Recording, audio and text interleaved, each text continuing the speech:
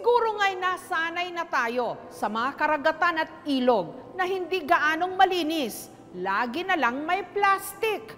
Kaya nga ba, ikinamamangha at ipinagtataka ang tinaguriang cleanest water in the Philippines ng Barobo, Surigao del Sur na iniuugnay din sa mga syokoy?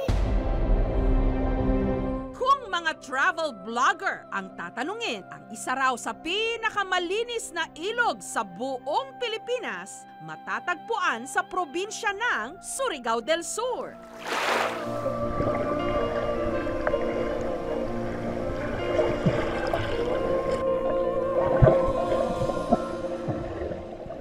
Crystal clear ang pruweba. Kahit hindi pwedeng inumin dahil humalo na rito ang tubig alat, mas malinis pa rin daw ito kesa sa nakaboteng mineral water. Masarap ding mamangka sa haba nitong 2 kilometers. Ito ang ipinagmamalaking ilog ng mga taga Surigao, ang Barobo River. Pero may kwentong bayan kung bakit napapanatiling malinis ang ilog. May naglilinis daw kasi rito. Syokoy?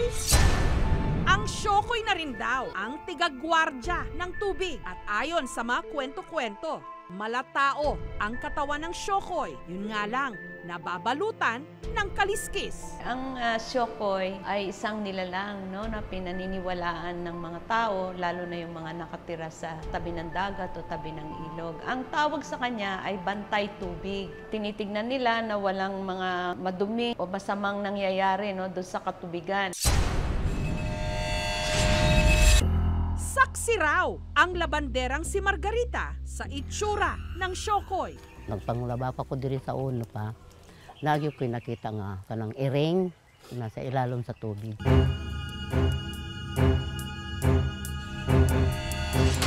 Siguro na siya kay nga nung naaman sa ilalom sa tubig. Ito naman ko diri dati good o nya santod sa akong trabaho bisag magabihan ko amapon na gabian. Si Marnesito naman, minsan na raw niyang narinig ang syokoy. Sayran ako nga siya naligo, langoy, pero hindi ko nakita tsura. Ang tubig lang umalon.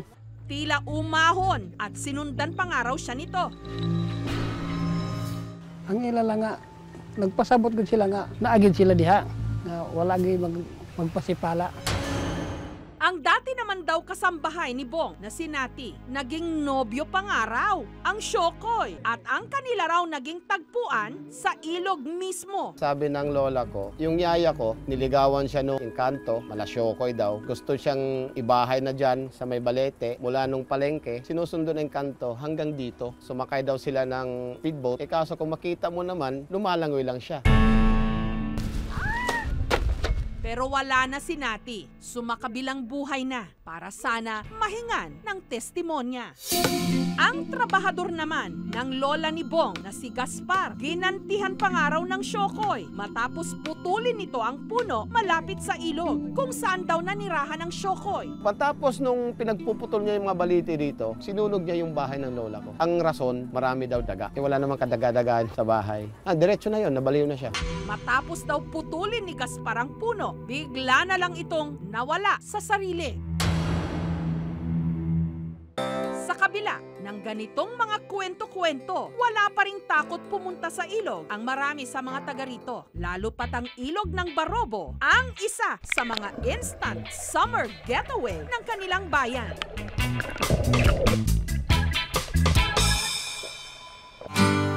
Sa dulo ng ilog, ang pinanggagalingan ng tubig ng Barobo, ang Bugak Cold Spring.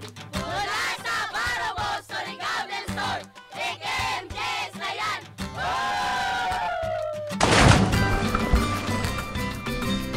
Naroon ang mga tinaguriang anak ng Barobo o ang mga batang manlalangoy.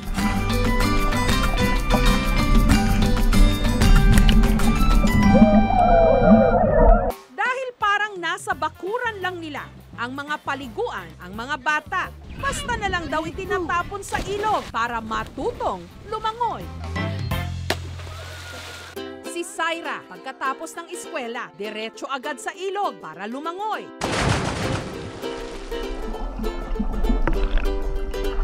Athlete swimmer kasi siya ng kanilang eskwelahan. Kaya naman siya naging scholar. Inanggit sa rangit dito sa papa.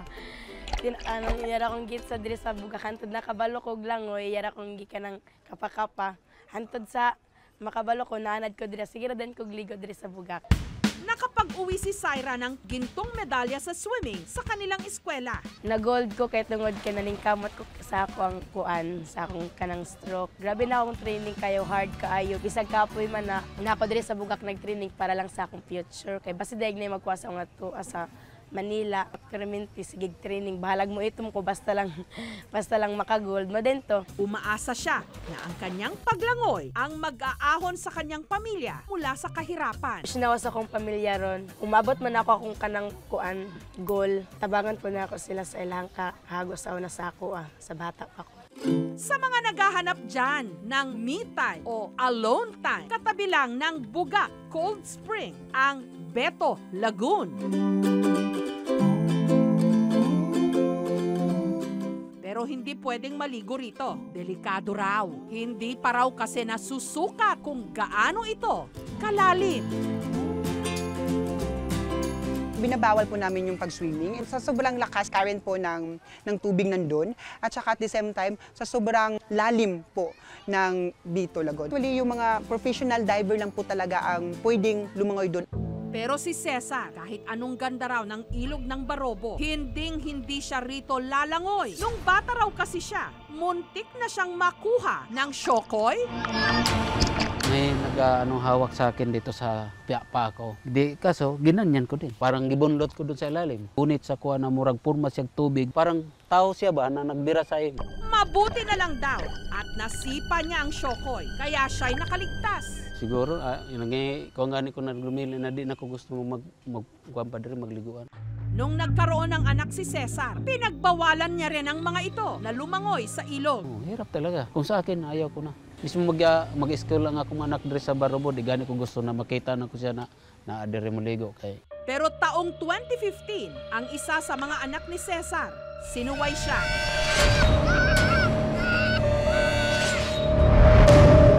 Nalunod ito at ang paniniwala ni Cesar, ang kumuha sa kanyang anak, walang iba kundi ang syokoy. Syokoy gud nakuha sa iya. Gi-rescue na ko, gitabang na ko akong anak, kulob na, hayang lutaw na sa tubig. Kaya naman ngayon, todo ingat si Cesar sa kanyang mga anak. Dapat gani, ako na lang gikuha kontra sa akong anak. Sayangan ko sa akong anak, kaysa gamay pag iatiman nato antong nagdako. Pero paglilinaw ng LGU o ng Local Government Unit ng Barobo, ang mga kwento tungkol sa syokoy hindi pa napapatunayan. Nananatiling mga kwento-kwento o puro testimonya lang. Yung mga sabi-sabi na may haka-haka na may nanghugot, attributed yun sa features ng stream kung saan may kuweba na maaring factor kung bakit parang hinuhugot tao na naliligo sa lugar. I just want to clarify po na yung mga tao po na nalulunod dito, hindi po sila nalulunod dahil po sa may mga syokoy o anong pang kababalaghan dito. Nalulunod sila dahil first, hindi sila marunong lumangoy. Sa sobrang lamig na tubig natin, napupulikat sila. Kung hindi ka marunong lumangoy, may life jacket naman para safe naman po yung paglangoy nyo. Sa mga pupunta, huwag kayong maniwala sa mga sabi-sabi kasi mga haka-haka tungkol sa mga syokoy ay hindi naman totoo. Produkto lang ito ng imahinasyon.